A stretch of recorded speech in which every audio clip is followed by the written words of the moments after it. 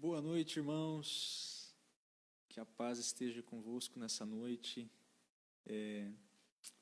Logo de cara, vocês já devem estar percebendo que está faltando algo na live de hoje. Hoje eu estou aqui encarregado da aula de escatologia sozinho.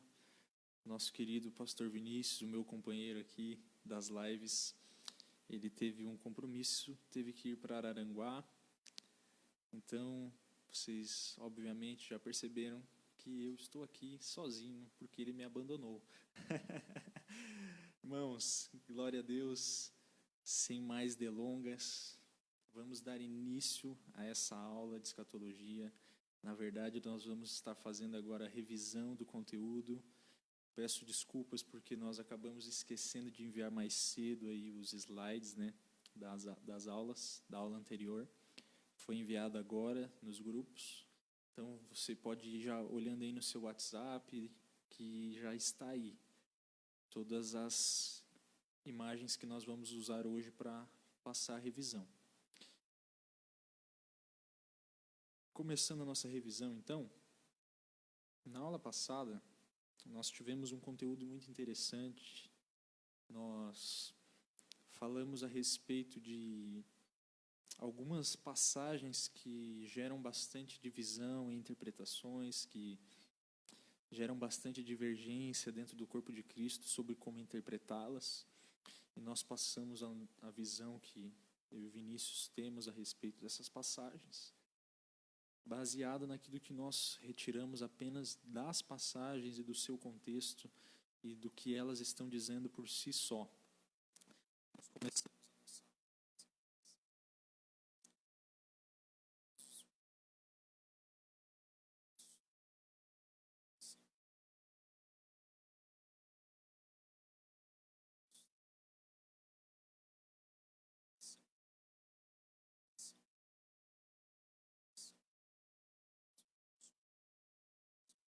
tratar.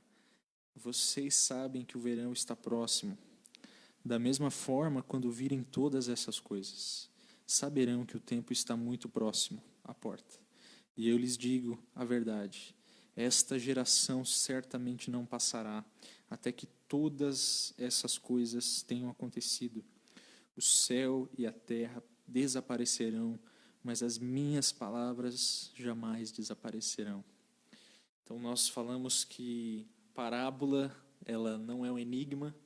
Isso é algo fundamental para nós lidarmos com todas as parábolas que Jesus deixa para nós ali nos 4 evangelhos, que são muitas, né?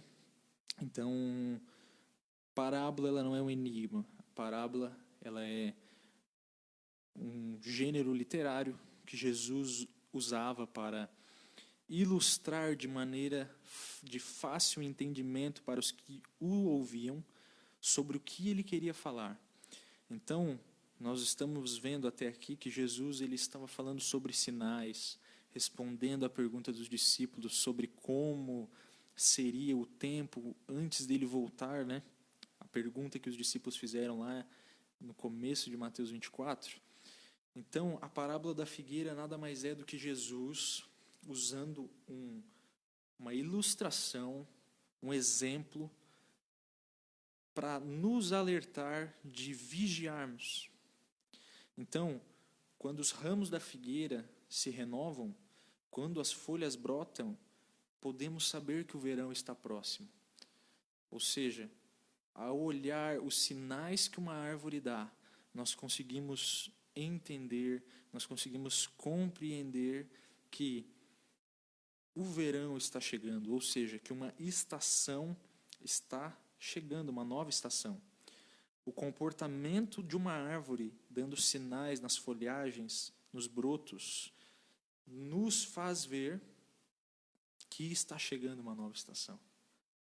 E o que Jesus quer dizer com isso é que, da mesma forma que ao vermos os sinais nas folhagens da árvore, sabemos que está chegando uma nova estação, ao vermos todos os sinais que ele tinha falado até aqui, em Mateus 24, saberemos que a estação da volta de Jesus está próxima.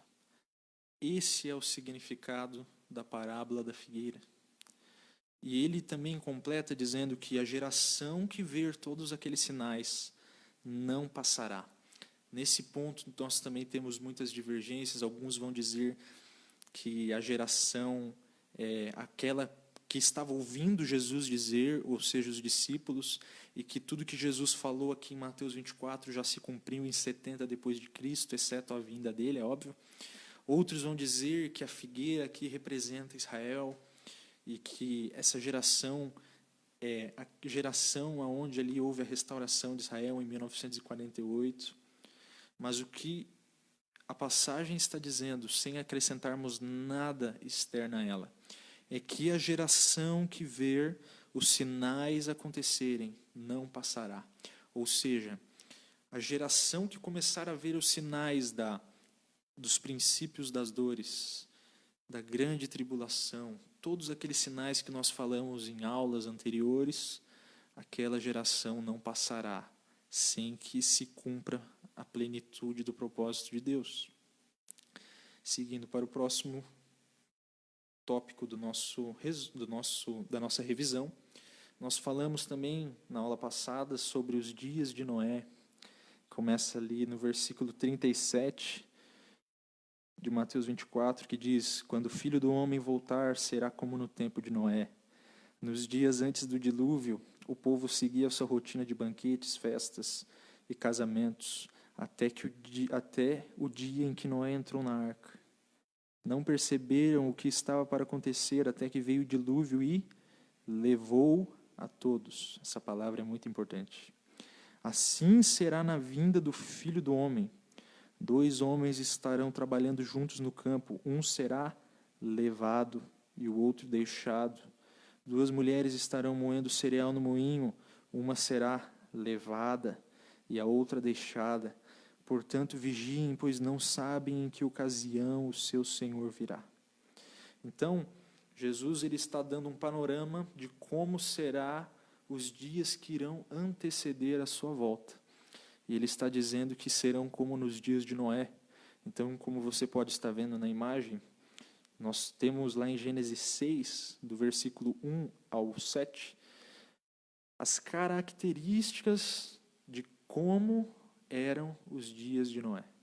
Então, nós temos superpopulação, nós temos imoralidade, nós temos o ato de Deus retirar a sua graça daquela geração. Ele diz: o meu espírito não pode permanecer neles porque eles são maus. Nós temos governantes maus, nós temos uma multiplicação da iniquidade, e nós vemos lá Deus se compadecendo, ficando triste por conta da maldade da humanidade. Então, em Gênesis 6, versículo 7, Deus anuncia um juízo sobre toda a criação, que nós conhecemos como dilúvio. Então, todo o modo de viver daquela geração, a maneira com que eles caminhavam, a maneira com que eles viviam, culminou, fez com que Deus anunciasse um juízo sobre eles. Em contraste a isso, nós temos a maneira com que Noé viveu naquele tempo. Então, por um lado, nós tínhamos uma geração completamente perdida, uma geração que vivia como se não houvesse amanhã, como diria aquele ditado, né? Mas em Gênesis 6:8, a Bíblia nos diz que Noé encontrou graça aos olhos do Senhor. E em Gênesis 6:9 vai dizer que Noé era um homem justo, íntegro e fiel a Deus. Em Gênesis 6:10 vai nos dizer que Noé, em meio a uma geração imoral, em meio a um povo completamente perdido, ele constituiu família. Então, Noé, como Hebreus declara, como Noé sendo um herói da fé, ele se preparou para algo que nunca havia acontecido antes na história. Nunca havia chovido sobre a terra. E Noé, ao ter um encontro com Deus, ele se preparou, construiu uma arca. As pessoas olhavam para ele e diziam que ele estava louco. As pessoas não creram na mensagem dele. Mas Noé, pela fé e com a convicção daquilo que os seus olhos não poderiam ver, construiu uma arca e foi fiel a Deus e salvou a sua família. E qual é a conclusão disso? É que nós somos chamados para viver como Noé, na geração que vai anteceder o final dos tempos. Eu não sei se literalmente eu e você vamos estar lá, eu espero que sim, mas desde já nós temos um chamado para sermos como Noé. Quando nós olhamos para a forma com que as pessoas vivem ao nosso redor, quando nós olhamos para as notícias, quando nós vemos a situação do mundo por aí afora, nós já encontramos uma certa similaridade com os dias de Noé. Nós estamos vendo muita corrupção, muita imoralidade. E o nosso chamado, como resposta a isso, é viver como Noé naquela geração, diferente. Seguindo a nossa revisão. Então, Jesus ele ilustra que nos dias que antecederem a sua vinda, esses dias serão como nos dias de Noé. E ele, ao decorrer ali, vai dizer que estando 2 homens no campo, um será levado. Estando 2 mulheres trabalhando no moinho, uma será levada e a outra será deixada. Então, o que gera divisão aqui é que esse contexto de ser levado, de ser deixado, em um primeiro momento, se nós isolarmos esse versículo, vai parecer que Deus está falando que as pessoas elas vão ser levadas da terra. Mas eu quero que você preste atenção em como Jesus ele fala a respeito do dilúvio. Olha só, versículo 38. Nos dias antes do dilúvio, o povo seguia sua rotina de banquetes, festas e casamentos, até o dia em que Noé entrou na arca. Não perceberam o que estava para acontecer, até que veio o dilúvio e levou a todos. Então, no contexto em que Jesus está falando dos dias de Noé, ser levado é a parte ruim do verso. Ser levado de repente significa ser encontrado de repente pelo juízo de Deus. Assim como aquela geração se viu sendo surpreendida por Deus executando o seu juízo na forma do dilúvio. Então, assim como nos dias de Noé as pessoas foram levadas pelo dilúvio, no fim dos tempos as pessoas vão ser surpreendidas pelo juízo de Deus. Noé e sua família foram deixados. Noé e sua família permaneceram. Mas aqueles que não eram fiéis a Deus, aqueles que foram negligentes na sua maneira de viver, foram levados. Pelo quê? Pelo dilúvio, pelo juízo de Deus. Então, assim como nos dias de Noé, no fim dos tempos, as pessoas serão levadas de repente, pelo juízo de Deus. Quando nós analisarmos hoje, nós vamos falar sobre as parábolas de preparação, que são parábolas que vêm aqui logo depois desse texto dos dias de Noé. Nós vamos ver que, de certa forma, sempre que Jesus fala de algo que vem de repente, aqui no sermão dele de Mateus 24 e 25, sempre quando ele fala de repente, nunca é algo bom, nunca é algo benéfico, mas ele está sempre se referindo ao juízo. Ele está sempre se referindo ao castigo. Então, 1 Tessalonicenses 5, do 1 ao 7, é um texto que nós já lemos bastante aqui, mas eu quero ler de novo. Diz assim: não é necessário, irmãos, que eu lhes escreva quanto sobre como e quando tudo isso acontecerá, pois vocês sabem muito bem que o dia do Senhor virá inesperadamente como ladrão à noite. Se nós isolarmos esse versículo, vai parecer que ele está dizendo que Jesus vai vir de repente.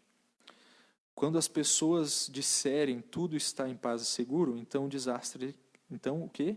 O desastre lhes sobrevirá tão repentinamente como iniciam as dores de parto de uma mulher grávida, e não haverá como escapar. Então percebe, Jesus ele está novamente, Paulo, está falando novamente sobre algo que vem de repente no contexto da volta de Jesus.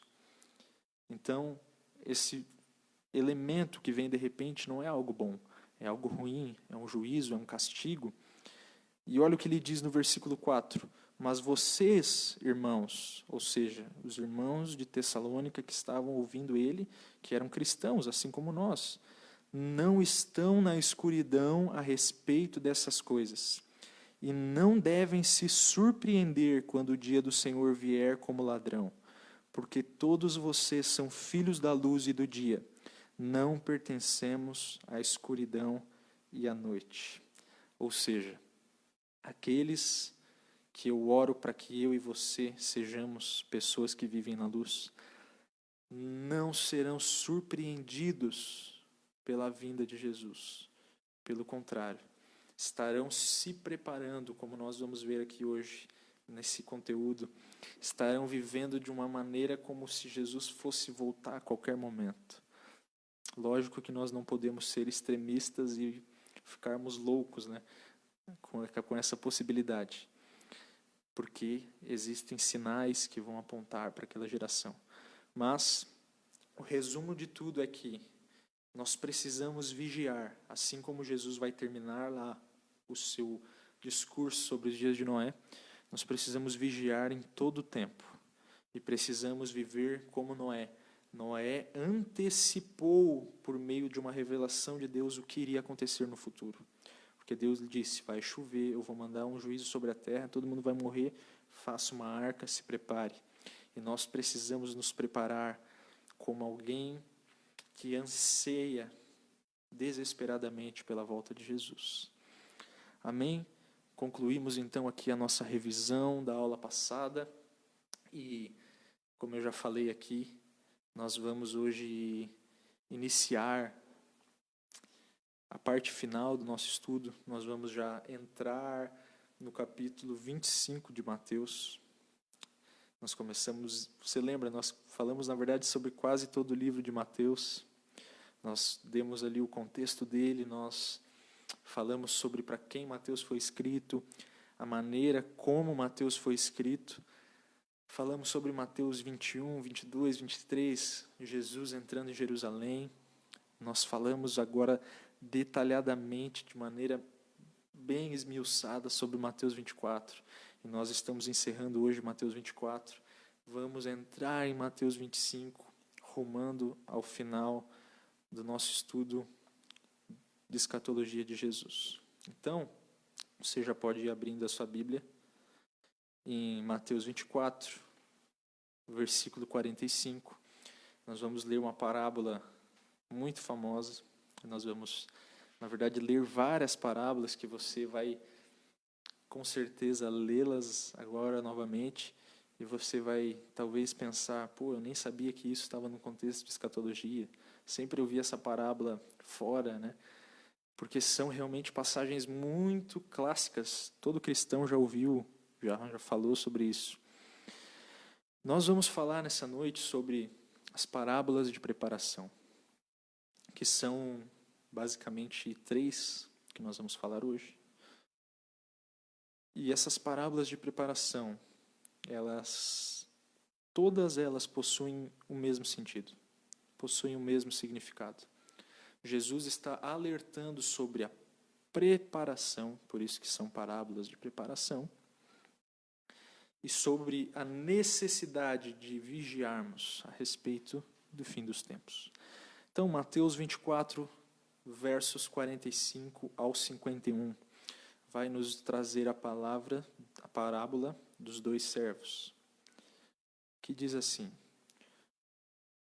o servo fiel e sensato é aquele a quem o seu senhor encarrega de gerir os outros servos da casa e alimentá-los. Se o senhor voltar e constatar que o servo fez um bom trabalho, haverá recompensa. Eu lhes digo a verdade, ele colocará todos os seus bens sobre os cuidados deste servo. O que acontecerá, porém, se o servo for mau e pensar: meu senhor não voltará tão cedo, e começar a espancar os outros servos, e a comer e a beber e a se embriagar? O senhor desse servo voltará em dia que não se espera e em hora que não se conhece. Cortará o servo ao meio e lhe dará o mesmo destino dos hipócritas. Ali haverá choro e ranger de dentes. Então vamos falar aqui sobre essa parábola. A história aqui está falando sobre um senhor que saiu e deixou um servo como responsável por gerir. Vamos supor aqui como Jesus esteja usando o exemplo de cuidar de outros servos, de outros empregados. O servo bom e fiel é aquele que cuidaria, que estaria preparado, cuidando, dando alimentação, provisão para os outros servos.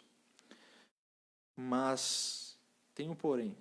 Se o servo for mau e pensar que o seu senhor não voltará tão cedo e começar a espancar, maltratar, tratar mal os outros servos, o senhor desse servo voltará em dia que não se espera e em tempo que não se conhece.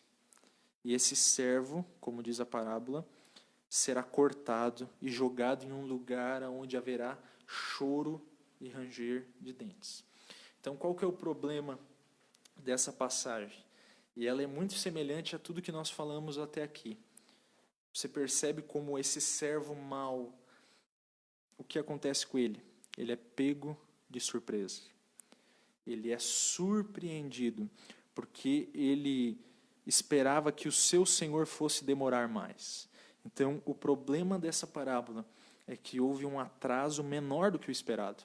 Então, esse servo mau, ele pensou, meu senhor está demorando, então eu vou começar a fazer várias coisas erradas aqui, vou começar a tratar mal essas pessoas, vou deixá-los passar fome, não vou exercer as minhas obrigações, porque ele vai demorar mesmo, ele não vai voltar tão cedo, meu senhor. Mas aí o homem voltou. O senhor, o chefe desse servo, voltou numa hora que ele não esperava. E o servo foi surpreendido, porque ele achava que demoraria mais.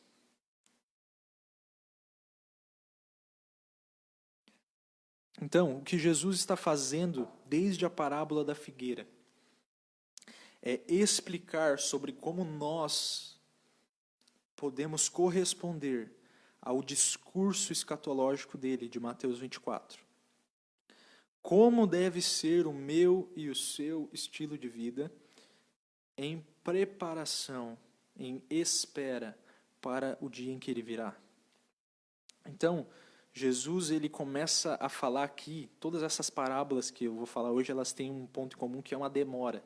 Então, Jesus traz esse conceito de demora, e é interessante porque qualquer pessoa que crê em Jesus, eu falo por mim, mas eu duvido que alguém que esteja assistindo essa live não tenha pensado nisso em algum momento da sua vida. Todos que cremos em Jesus, podemos em determinado momento pensar que Jesus está demorando para voltar. Eu digo por mim, eu já pensei muitas vezes que parece sim que Jesus está demorando. Às vezes a gente pode ser levado a pensar dessa forma. E o problema é que essa demora, ela pode influenciar, com certeza ela vai influenciar a maneira com que nós vivemos.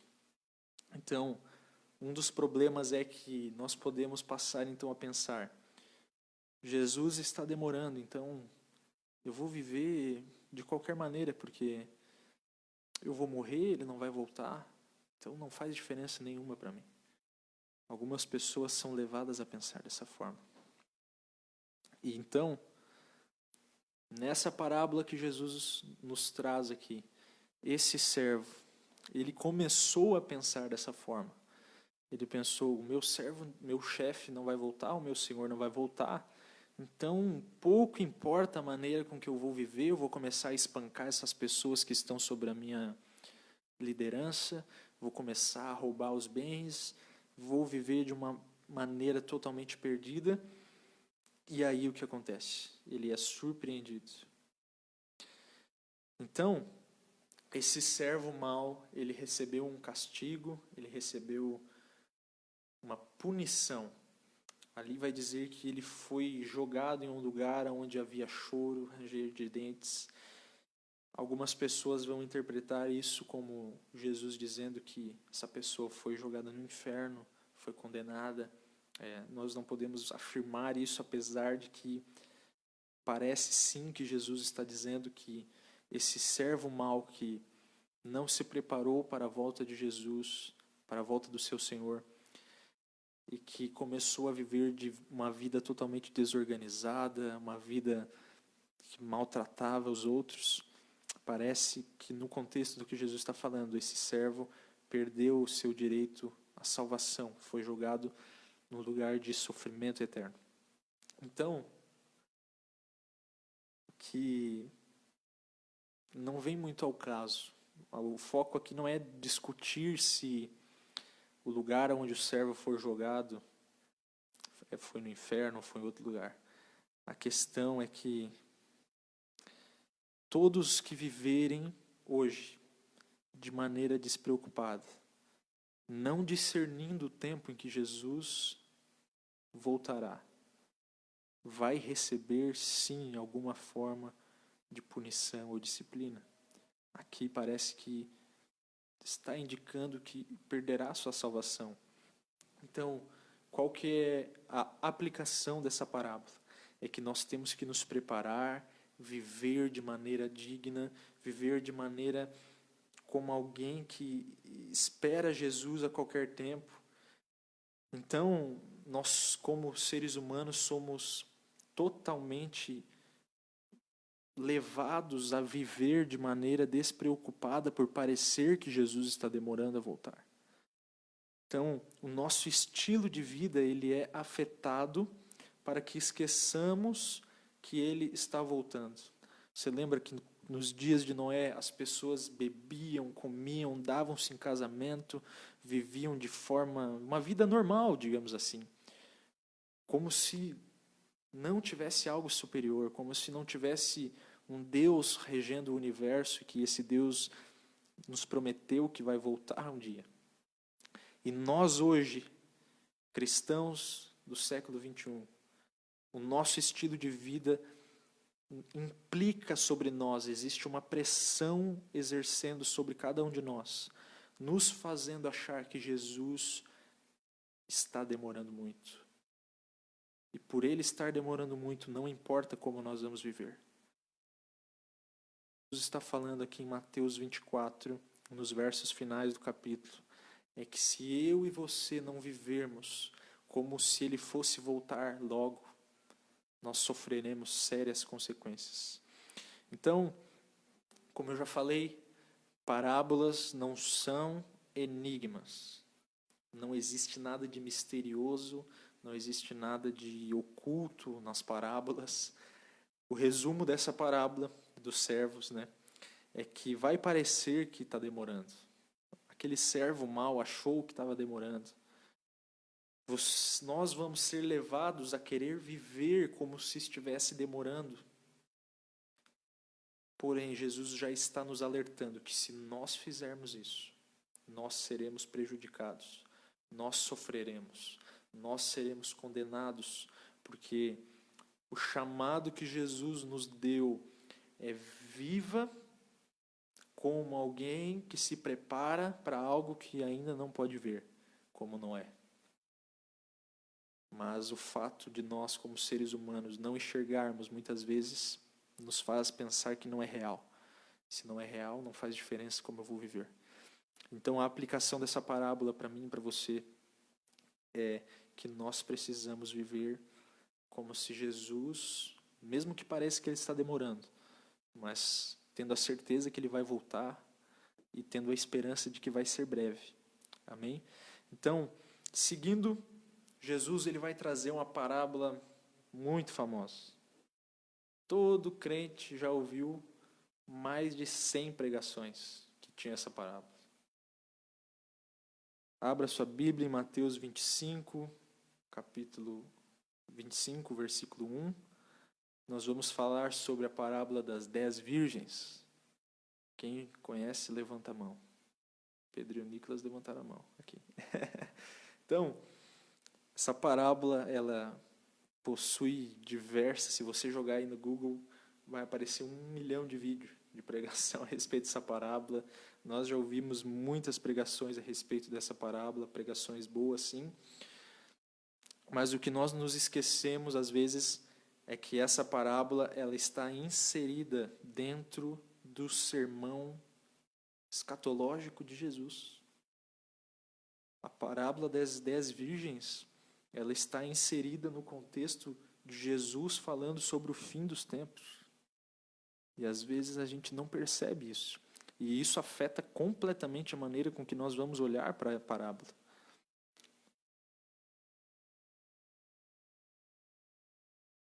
Faz falta não ter alguém para continuar falando enquanto eu estou tomando água, irmãos. É complicado. Confesso que eu estou me sentindo sozinho aqui hoje.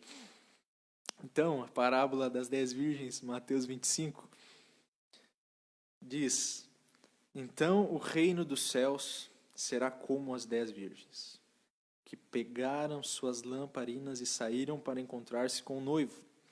5 delas eram insensatas e 5 eram prudentes. As 5 insensatas não levaram óleo suficiente para as lamparinas, mas as outras 5 tiveram o bom senso de levar óleo reserva.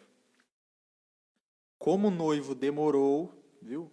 O elemento aqui da demora, novamente. Como o noivo demorou a chegar, todas ficaram sonolentas e adormeceram. À meia-noite foram acordadas pelo grito: vejam, o noivo está chegando. Saiam para recebê-lo. Todas as virgens se levantaram, prepararam as suas lamparinas, e então as 5 insensatas pediram às outras: por favor, deem-nos um pouco de óleo, pois nossas lamparinas estão se apagando. As outras, porém, responderam: não temos o suficiente para todas. Vão e comprem óleo para vocês. Quando estavam fora comprando óleo, o noivo chegou. E então as 5 que estavam preparadas entraram com ele no banquete de casamento, e a porta foi trancada. Mais tarde, quando as outras 5 voltaram, ficaram do lado de fora chamando: Senhor, Senhor, abra-nos a porta. Mas ele respondeu: a verdade é que eu não as conheço. Portanto, vigiem, pois não sabem o dia nem a hora da volta. Então, essa parábola que nós costumamos falar bastante dela, todo crente conhece. Ela está falando a respeito de 10 virgens. E é importante nós falarmos que essas 10 virgens não representam noiva de Cristo. Jesus não tem 10 noivas. E as virgens, no contexto que Jesus está falando, no contexto ali hebreu, judaico, as virgens, elas são como as damas de honra de um casamento. Elas são como as amigas da noiva, né, que a gente tem aqui na nossa cultura. Então, virgens ali não está falando especificamente de noiva de Cristo. Por mais que a parábola fale de um noivo, as virgens não representam noiva de Cristo na parábola. Nós não podemos alegorizar o que nós estamos lendo. Então, 5 dessas virgens eram prudentes, 5 eram insensatas. As 5 insensatas não levaram azeite reserva, as 5 prudentes levaram. É interessante nós prestarmos atenção que o texto diz que todas dormiram. Até mesmo as que eram prudentes, que estavam preparadas, dormiram. Por quê? Porque demorou, o noivo demorou a vir. Porém, quando ele chegou, todas elas acordaram, as insensatas queriam então o azeite daquelas que tinham de sobra, e as prudentes, obviamente, não quiseram dar, mandaram elas ir comprar azeite, e quando elas voltaram, era tarde. Então, essa parábola está falando basicamente da mesma coisa que a parábola anterior. Como assim? Demorando o noivo, Ou seja, o mesmo conceito de demora da parábola anterior. Então, tudo se resume a isso. Parece que está demorando. Parece que Jesus não volta. Pô, mano, Jesus não está voltando, cara. Está demorando, né? Nós somos levados a pensar dessa forma. E pela demora existe uma impressão, então, de que não vai acontecer. Por quê? Porque nós somos impacientes na nossa natureza. Se está demorando, então não vai acontecer.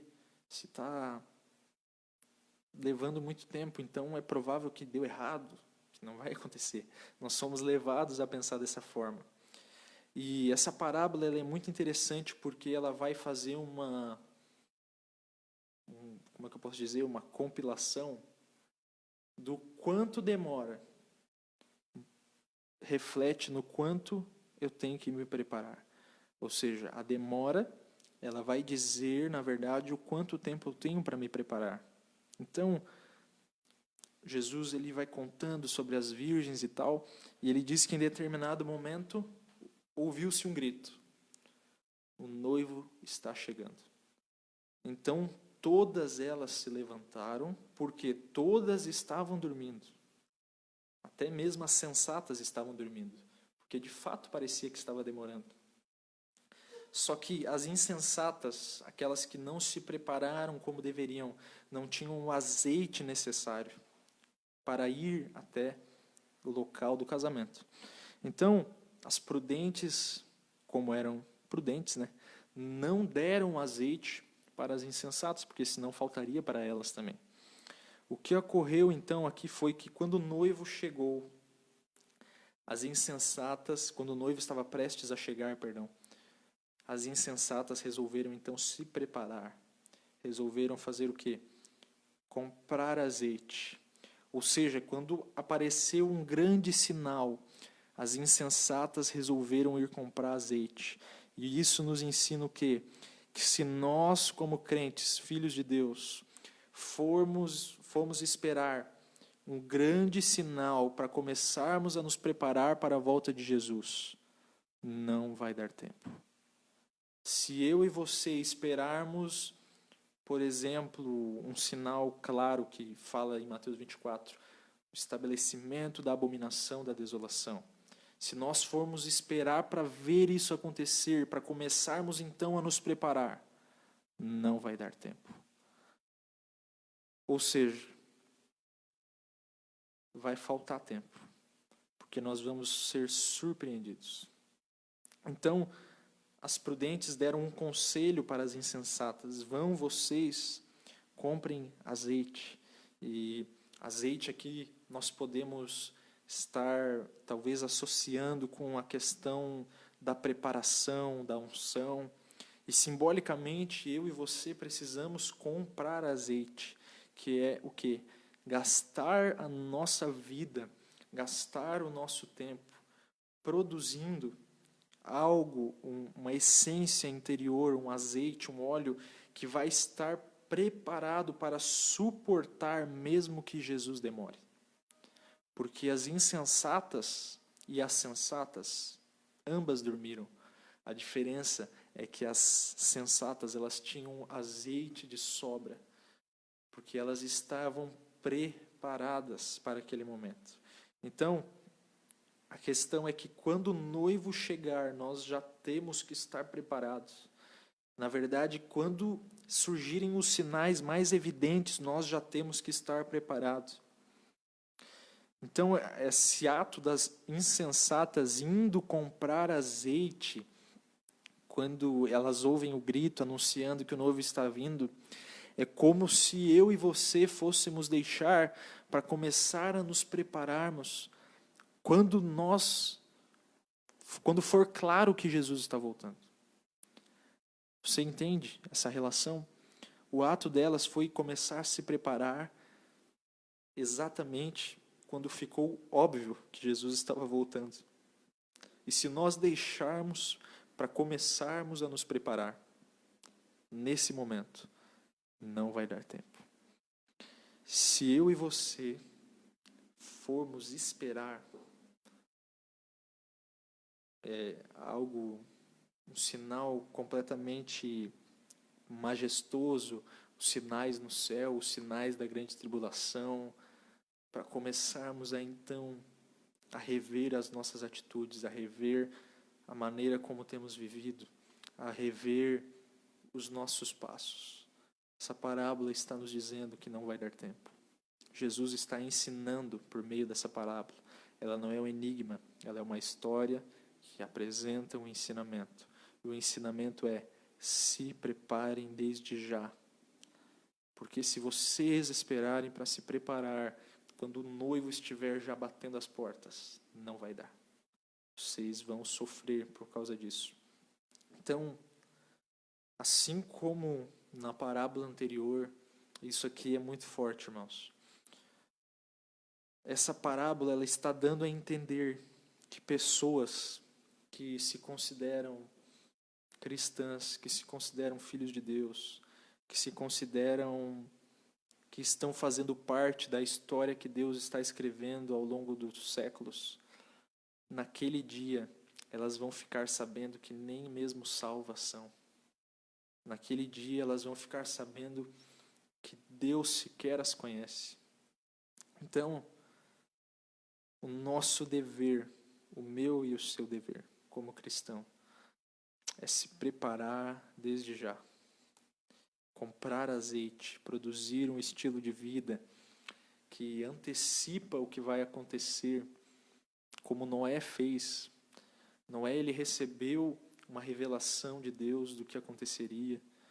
E nós estamos aqui com uma revelação do que vai acontecer, porque a Bíblia, ela nos diz o que vai acontecer no fim dos tempos. E a pergunta é: o que nós estamos esperando para começarmos a nos preparar para aquele dia? O que nós estamos esperando para desde hoje viver como pessoas que aguardam por algo maior, pela volta de Jesus? Então, a conclusão, a aplicação dessas duas parábolas que eu falei até aqui é a mesma. Vigiem, se preparem, aguardem, por mais que pareça que vai demorar, porque vai parecer, vai acontecer.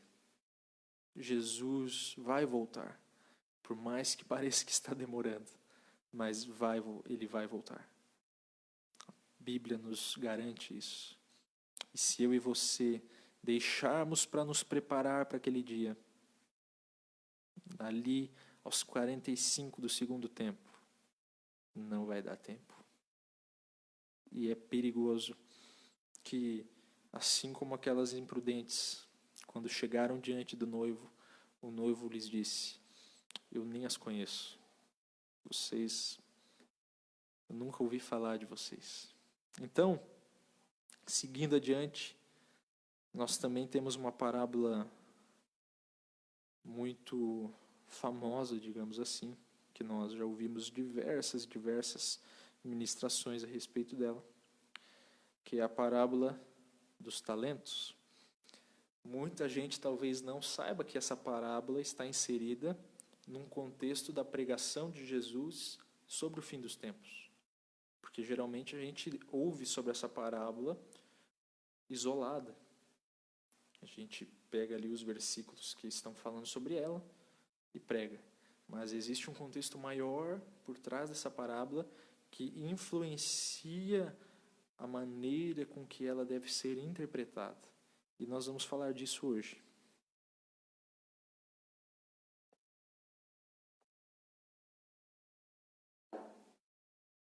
A parábola dos talentos, ela está no capítulo 25 de Mateus, e ela vai do versículo 14 ao 30. Eu vou ler, você vai acompanhando na sua Bíblia. Jesus, ele diz o seguinte: o reino dos céus também pode ser ilustrado com a história de um homem que estava para fazer uma longa viagem. Ele reuniu seus servos e lhes confiou seu dinheiro. Aqui eu quero colocar um ponto que essa tradução da Bíblia NVT, eu recomendo ela, que ela é muito boa. Porque a parábola não está falando sobre dons. A gente escuta, né, as pessoas falando: não esconda o seu talento, como senão, como se fosse para não esconder o seu dom, mas a parábola não está falando sobre dons, ela está falando sobre dinheiro. Talento era a medida de um peso em ouro, aproximadamente 35 a 40 quilos de ouro. Então, a parábola está falando sobre dinheiro. Então, ele reuniu seus servos e lhes confiou seu dinheiro, dividindo de forma proporcional à capacidade deles. Ao primeiro entregou 5 talentos, ao segundo 2 talentos, e ao último 1 talento. Então foi viajar. O servo que recebeu 5 talentos começou a investir o dinheiro e ganhou outros 5. O servo que recebeu 2 talentos também se pôs a trabalhar e ganhou outros 2. Mas o servo que recebeu 1 talento cavou um buraco no chão e ali escondeu o dinheiro do seu senhor. Depois de muito tempo, o senhor voltou de viagem e os chamou para prestarem contas de como haviam usado o dinheiro. O servo a qual ele tinha confiado 5 talentos se apresentou com mais 5. O senhor me deu 5 talentos para investir, e eu ganhei mais 5. E o senhor disse: muito bom, meu servo bom e fiel. Você foi fiel na administração desta quantia pequena, e agora lhe darei muitas outras responsabilidades.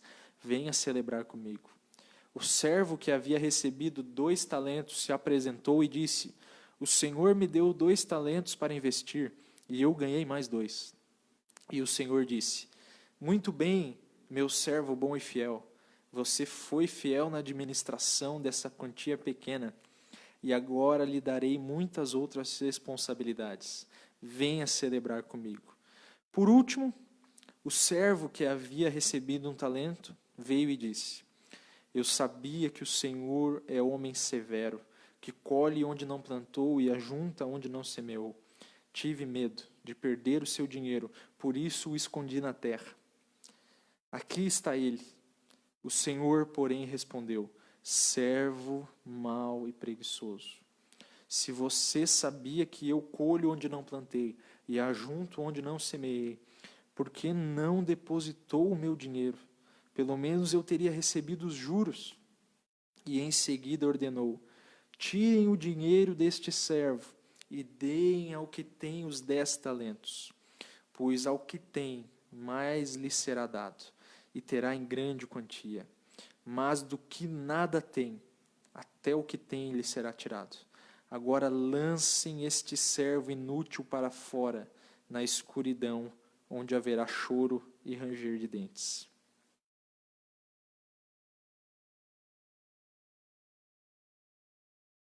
Jesus, então, ele está trazendo uma história, ele está falando sobre uma parábola de um homem que se ausenta do país e deixa com 3 servos uma quantia específica em dinheiro. A um ele deixa 5 talentos, a outro ele deixa 2, e a um outro ele deixa 1 talento.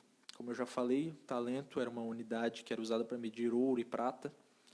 No contexto, muitas civilizações usavam, até mesmo os babilônicos usavam essa medida de talento para medir o seu dinheiro. E na época de Jesus ele era equivalente a como se fossem 35 quilos de ouro, mais ou menos, um pouco mais talvez. Então esse dono deixou esse dinheiro com esses caras, com esses servos, saiu em viagem. O que recebeu 5, fez mais 5. O que recebeu 2, fez mais 2. O que havia recebido 1, escondeu por medo. Então, o Senhor voltou de viagem e o servo que fez mais 5 recebeu uma sentença do seu senhor, que foi o quê? Servo bom e fiel. Foste fiel no pouco e no muito eu te colocarei. É como a maioria das Bíblias traz nessa passagem. O segundo servo, que tinha recebido 2, também fez mais 2 talentos. Então esse senhor veio, declarou sobre aquele servo que ele era fiel e bom, e convidou ele também para participar ali da sua alegria. E o último servo, que tinha recebido apenas 1 talento, escondeu por medo. Porque ele tinha medo do seu chefe, o medo do seu patrão. Então, o servo recebeu a sentença do seu senhor, dizendo: servo mau e preguiçoso. Se você sabia que eu era um homem severo, um homem mau, por que você não botou no banco? Porque daí pelo menos eu recebi os juros da poupança. Então, existem aqui novamente 2 tipos de pessoas. Pessoas boas e fiéis e pessoas más e preguiçosas. Isso aqui é muito forte. Essa parábola, como as outras, ela não é difícil de entender. Ela não possui um significado misterioso, oculto, que somente quem é do Labachúrias consegue interpretar. Não, ela é muito simples, porque Jesus usava parábolas para ilustrar algo que ele queria que as pessoas entendessem. Então, o assunto da parábola é fidelidade. O quanto eu e você somos fiéis naquilo que Deus nos deu. Nesse intervalo de vida que eu e você temos tido até aqui, esperando pela volta de Jesus, como nós temos vivido? Qual tem sido o nível da nossa fidelidade a Deus? Quando eu falo de fidelidade, eu não estou aqui pregando sobre dízimo. Eu estou falando sobre a vida no contexto geral. Por mais que o dízimo também e as ofertas se enquadrem nisso, né? Então, a aplicação dessa parábola para nós é que nós precisamos refletir sobre o quanto estamos sendo fiéis a Ele. Porque o servo que foi mau e preguiçoso, ele recebeu uma dura condenação. Então, quando o Senhor se encontra com aquele servo bom que recebeu 5, fez mais 5, ele diz: você foi fiel na administração desta pequena quantia, ou você foi fiel no pouco. E isso, para nós, nos dias de hoje, se aplica da seguinte forma: ainda que nós tenhamos recebido pouca coisa, ainda que Deus esteja derramando poucas coisas sobre a nossa vida, ou ainda que Deus tenha derramado, ou ainda que o Senhor daqueles servos tenha dado pouco para eles, eles foram fiéis naquilo que receberam. Eles foram fiéis independente de se um recebeu 5, o outro recebeu 2. Eles foram fiéis da mesma forma. Ou seja, eles foram fiéis independente do que receberam. Porque a fidelidade, a nossa fidelidade, ela não tem a ver com algo exterior que vem, mas tem a ver com o nosso interior, tem a ver com quem nós somos. E esses 2 servos que honraram o seu senhor eram fiéis. Um recebeu 5, o outro recebeu 2, e os 2 foram fiéis e bons da mesma forma. Ou seja, eles também receberam uma recompensa por terem sido fiéis. Sendo assim, fica claro que a minha e a sua fidelidade a Deus será recompensada. Fica claro que a maneira com que eu e você vivemos, com aquilo que Deus nos deu, e quando nós falamos daquilo que Deus nos deu, nós podemos incluir literalmente tudo na nossa vida. Nosso emprego, nosso ministério, as nossas funções, a nossa família. Todas as coisas que você olha e você vê, poxa, Deus me deu isso aqui. E Deus está esperando uma resposta. Deus está esperando como nós vamos reagir ao que Ele tem feito por nós. Então, essa parábola, ela apresenta 2 tipos de pessoas, 2 tipos de servos. Um é fiel e bom, o outro é medroso e preguiçoso. Tinha medo do seu senhor. e teve preguiça. Então, quando nós pensamos sobre o encargo que Deus nos dá, sobre as coisas que Deus nos dá, não existe apenas fidelidade e infidelidade. Mas aqui Jesus ele também insere o termo preguiça. A preguiça é um dos maiores inimigos que nós enfrentamos em nosso ministério e em nossa vida com Deus. Geralmente a preguiça, ela nos pega em coisas pequenas. Ou seja, evangelizar na rua, talvez limpar o banheiro da igreja, limpar a igreja. Várias outras questões. Porque ninguém tem preguiça de fazer algo que é bom. Nós só temos preguiça de fazer as coisas pequenas, que não são tão importantes. E Jesus ele insere esse termo preguiça. O servo, ao receber a sentença do seu senhor, o servo que era mau, ele foi chamado de preguiçoso. Ele não foi fiel, ele teve preguiça de usar aquilo que ele recebeu, mesmo que tenha sido pouco, ele foi o que menos recebeu, ele recebeu 1 talento. Mas ele foi preguiçoso de usar aquele 1 talento que ele recebeu. E ele foi condenado por isso. Então, cada um de nós recebe uma tarefa do Senhor. Cada um que está ouvindo essa transmissão, essa live, possui um encargo derramado sobre a sua vida por Jesus, por Deus. E a questão é como nós vamos responder a isso.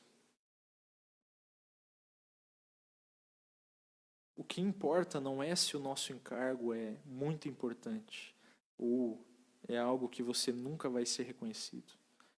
O que importa diante de Deus é a nossa resposta a Ele em fidelidade.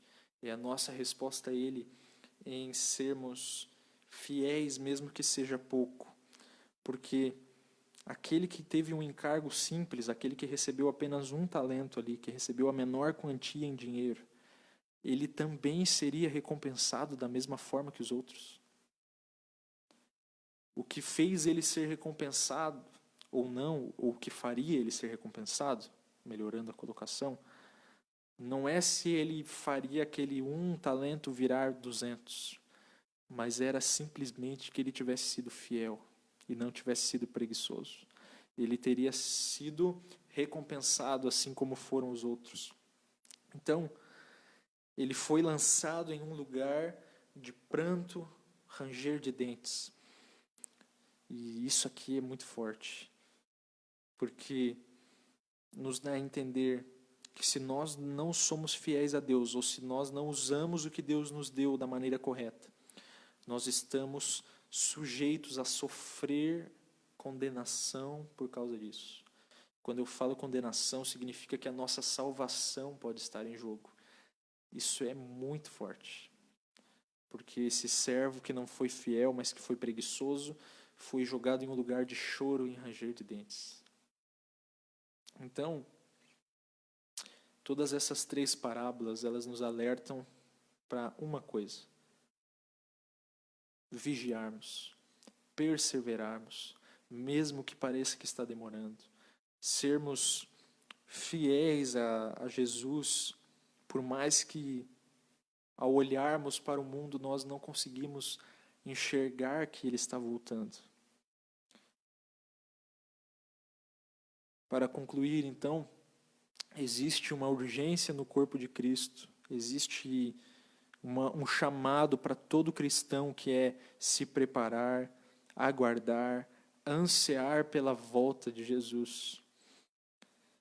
E como a parábola das 10 virgens deixa claro para nós, se nós deixarmos para nos preparar um pouco antes de Jesus voltar, ou quando ficar evidente que Ele está voltando, nós não teremos tempo para isso. Nós vamos sofrer, nós vamos ser condenados por isso. Nós vamos chegar na porta e Jesus vai dizer: eu não os conheço. Então, a parábola lá dos 2 servos nos ensina que nós precisamos ser fiéis, porque pode parecer que ele está demorando, mas nós recebemos uma missão, nós temos que ser fiéis. A parábola das 10 virgens nos alerta que nós temos que estarmos preparados, que nós temos que ter um coração cheio de azeite, um interior que vive um estilo de vida voltado para aquele dia, por mais que pareça que esteja demorando.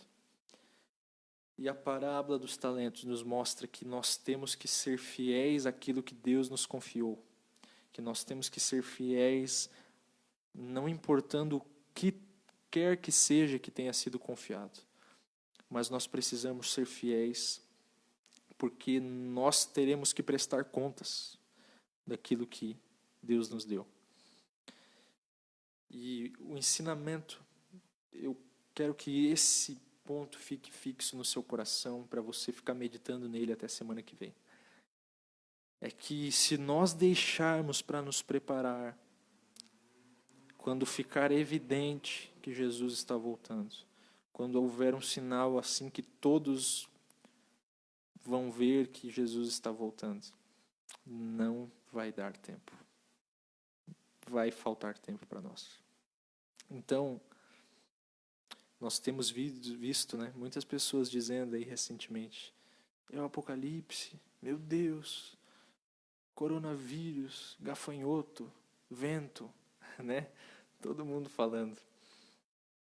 E nós acreditamos que talvez nós estejamos sim no início da geração, né?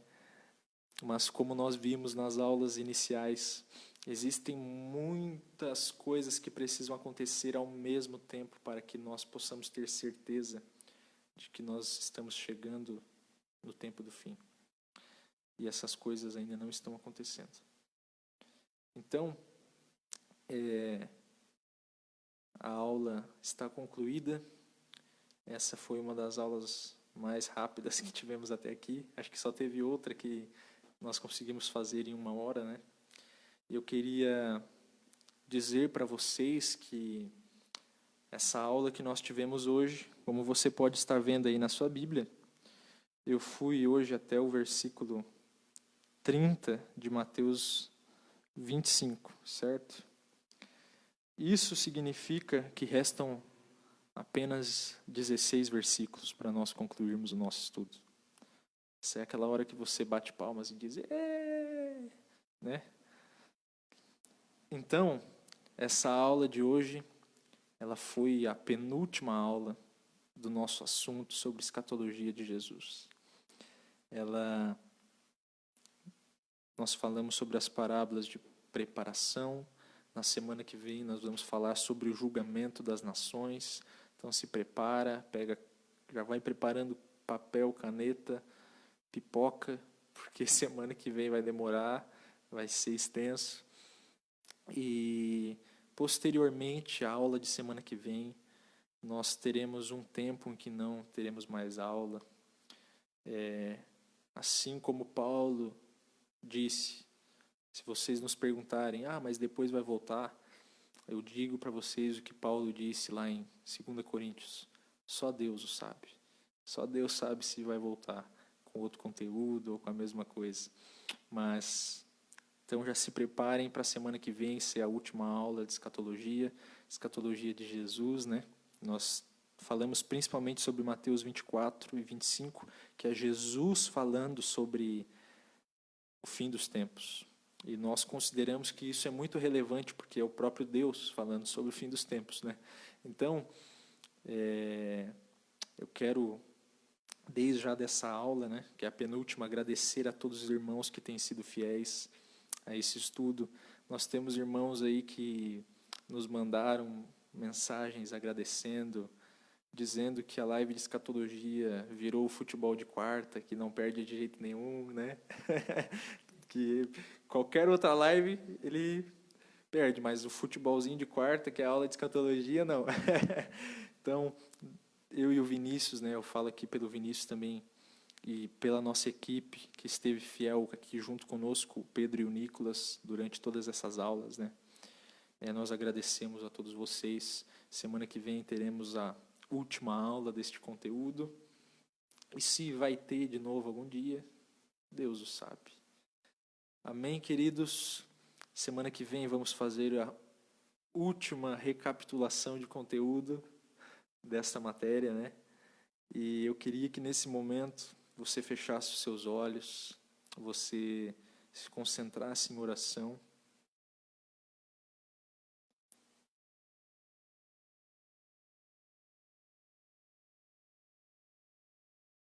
Senhor, nós te agradecemos, Pai, por tua bondade, por tua fidelidade, por tu ter sido tão bom para nós até aqui, por ter derramado, Deus, de verdades das Escrituras que muitos de nós não conhecíamos, não sabíamos.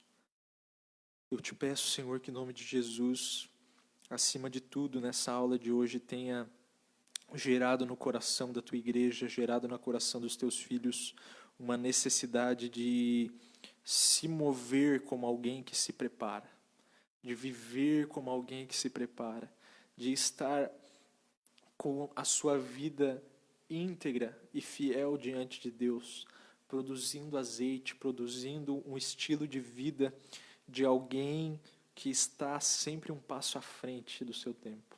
Assim como Noé, que Deus o revelou que haveria algo por vir e ele se preparou. Assim nós temos que ser, porque a Bíblia ela está nos revelando que vai acontecer algo, Jesus irá voltar. E nós queremos desde já nos prepararmos, Pai, para que não nos aconteça, Senhor, como as virgens imprudentes, que não se prepararam a tempo, mas que quiseram se preparar em cima da hora, e então faltou tempo para elas. Eu te peço, Senhor, nos livra disso.